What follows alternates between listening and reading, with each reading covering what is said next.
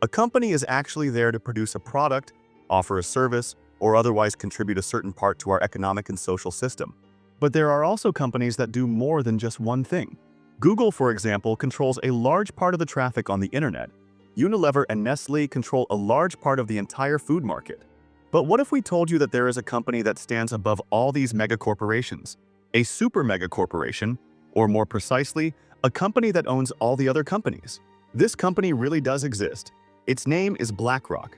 Even if you may never have heard of this name, you should definitely know what BlackRock is and what it does exactly.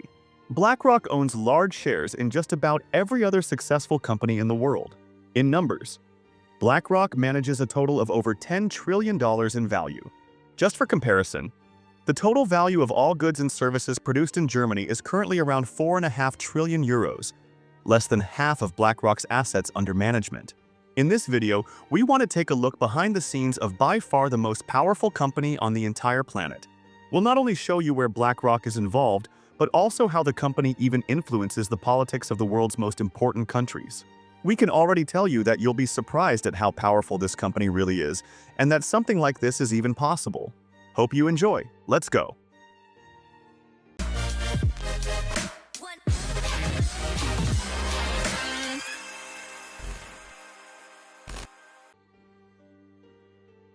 But let's start from the beginning. What exactly is BlackRock? In short, the company is an asset manager. This means that it offers to manage the money of other people, companies, or even governments. In this case, managing means investing.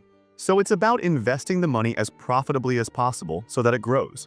But how exactly does that work, and why did BlackRock become the largest company in the world with something like that? To understand this, let's turn to a New York investment banker named Larry Fink. Back in 1988, Fink realized that people and companies who wanted to invest their money to grow it were facing a problem. Most of the things you could invest your money in 1988 were very risky.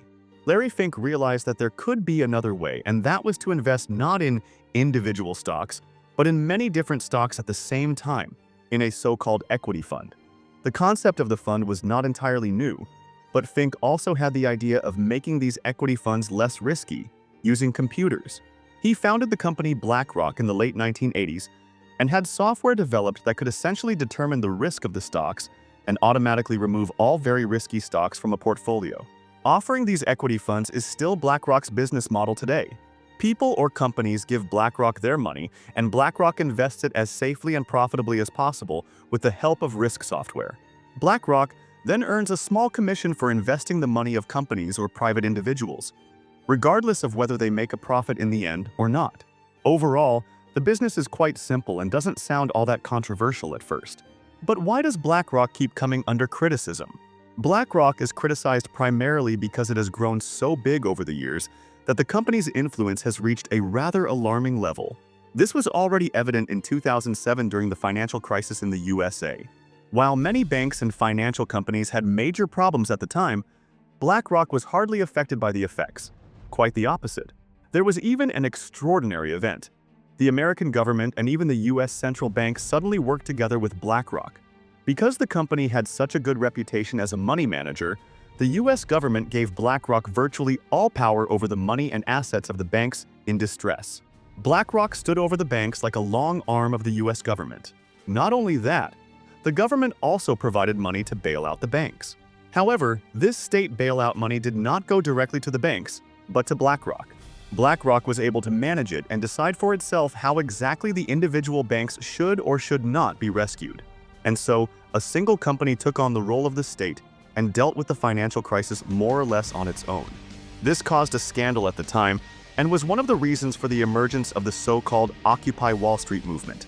But if you now think that the financial crisis was an exception, and that BlackRock is now just another ordinary financial company that plays by the same rules as all other companies, then you are completely wrong.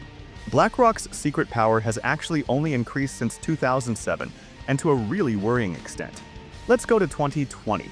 As an independent research network reports, BlackRock also played the role of a shadow bank during the corona pandemic. In fact, BlackRock has once again taken on government tasks during this new time of crisis. In the USA, the US Federal Reserve was supposed to provide an aid package worth billions to survive the crisis.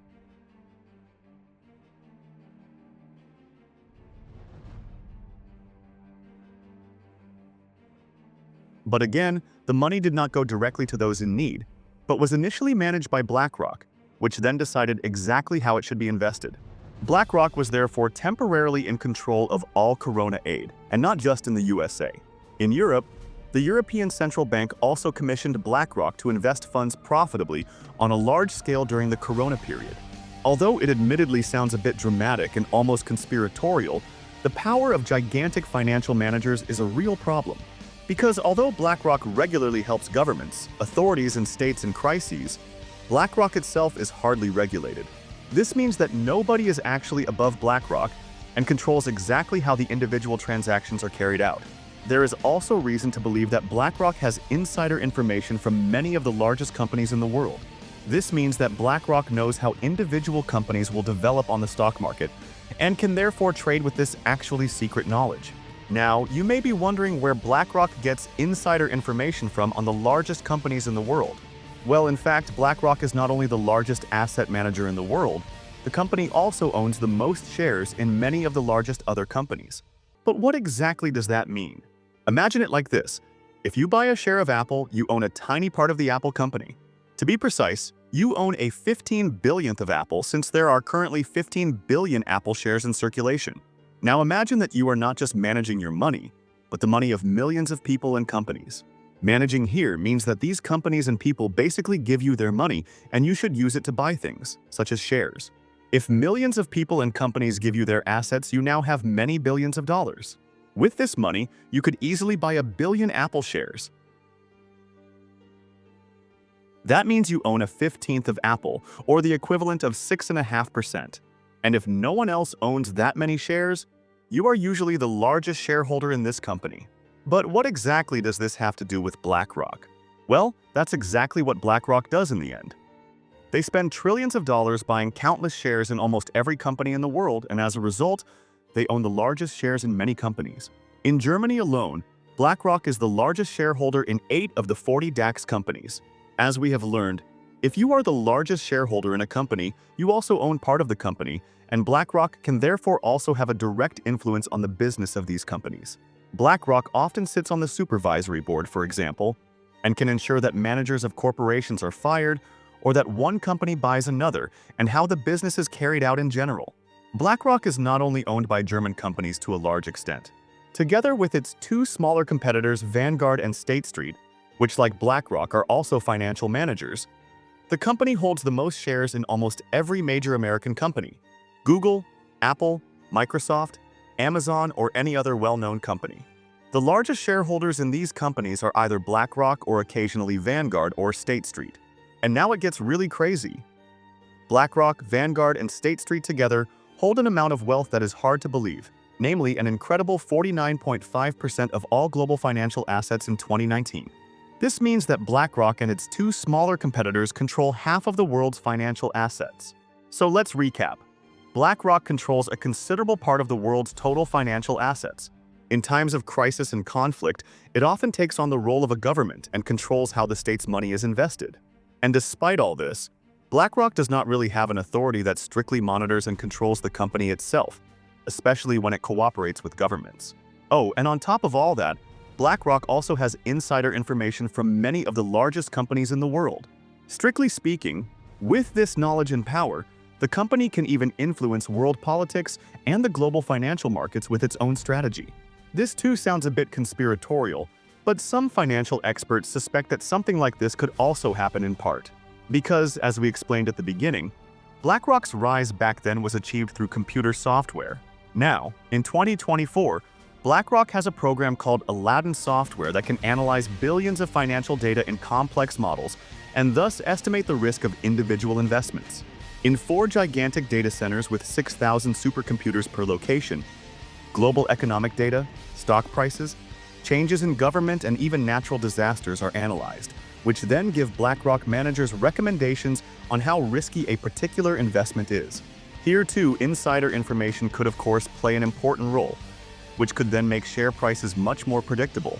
The theory that BlackRock itself not only manages and invests the world's money, but also has very specific visions for the world is something that is actually quite openly known. Larry Fink himself writes a letter every year. This letter goes to all of the largest companies in which BlackRock is the largest shareholder, and this annual message is greatly feared by CEOs. Larry Fink basically dictates how a company must act according to BlackRock in order to keep up in the future. In recent letters, for example, Fink repeatedly spoke about climate protection and that companies should be climate neutral by 2050. That may sound very noble, but as the environmental group Client Earth explains, BlackRock is only using these statements as marketing to conceal its extremely environmentally damaging investments. BlackRock holds billions of dollars in shares in companies such as BP, Shell, and Chevron.